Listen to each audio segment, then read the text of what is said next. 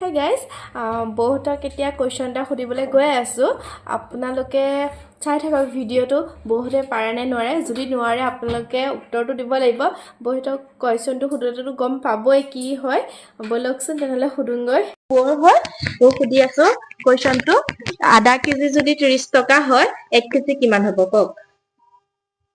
আধা কেজি যদি 30 টকা হয় 1 কেজিত 60 টকা 60 টকা চিয়ৰ ওকে জুমন ক 60 Sure. So, question ta ase আধা কেজি যদি 30 টকা হয় 1 কেজিত কিমান হ'ব কক 30 টকা কেনেকে 30 টকা আধা কেজি 30 টকা হলে 1 কেজি 30 টকাই হ'ব পাৰিলে এনসাৰটো গম পালে আৰু ডাঙৰ বৌজনীয়ে নোৱাৰিলে সৰু বৌজনীয়ে পাৰিলে কিন্তু মানে কি এনেকুৱা এটা জমনি কৰিলো আৰু আপোনালোকে গম পালে আধা কেজি যদি 30 টকা হয় 1 কেজিটো 30 টকা হ'ব